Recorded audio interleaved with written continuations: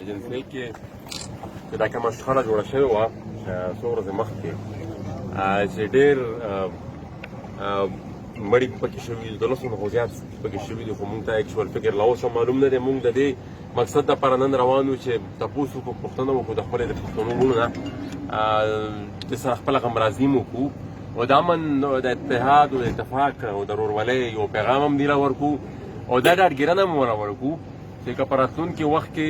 بیا داسې قسم کیسه خدای د نه کې چې راپېښه شي، خدای د نه کې چې راپېښه شي، خو که په پښتونخوا وطن کې هر ځای کې داسې پېښه مخې ته راځي نو موږ به ورسره یو، موږ به څنګ په څنګ هغې سره ولاړ یو. خو یو سوال او یو منت په زه خامخا کومه، ټول قوم ته کومه، ټول خاورې ته، ټول وطن ته کومه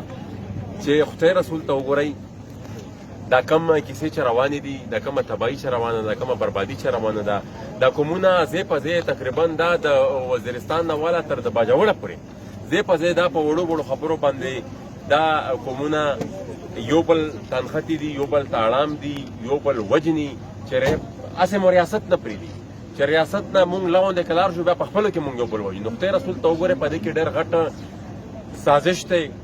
ځکه چې د دې خاورې دښمن چې کوم دی هغه هېڅ شرم نه غواړي چې د خاوره د په امن، په اتفاق او په اتحاد پاتې شي او دا د ترقي وکړي. دا به خامخا دغه شانتې شخړې منځته راولي او موږ به په خپلو اتفاق او اتحاد او په ورورولۍ باندې د دې مقابله به کوو او دا ناکاموو به هم، ځکه چې په دې کې هر ځای کې موږ ته سازش هم ښکاري او هر ځای کې د حکومت ناکامي او بلکې د هغې لاس موږ ته پکې ښکاري. دا چې څونه هم کوتاهي او څونه هم غفلت په هر ځای کې شوی دی، په دې کې د حکومت او د ریاست لاس دی. موږ نن راغلي کور مې ته د دوو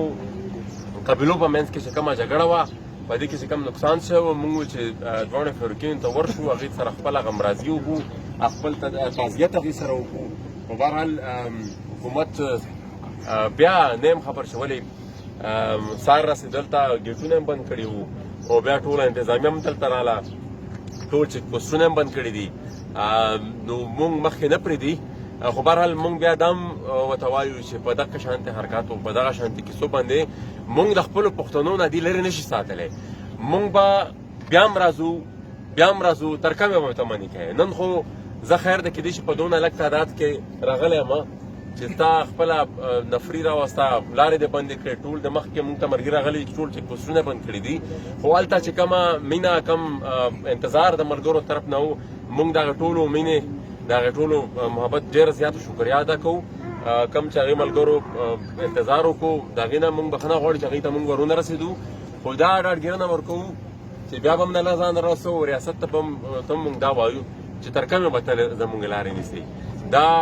زموږ خپله خاوره ده، دې له به موږ بیا هم راځو. په راتلونکي وخت کې کېدای شي په دونه غټ تعداد کې راشو چې بیا ستا ټوله مشندې هم د ریاست چې کوم ده هغه موږ ته مخې ته ونه درېږي. ډېره مهرباني، ډېره شکریا. الله مو خوشحاله آباد ساتي.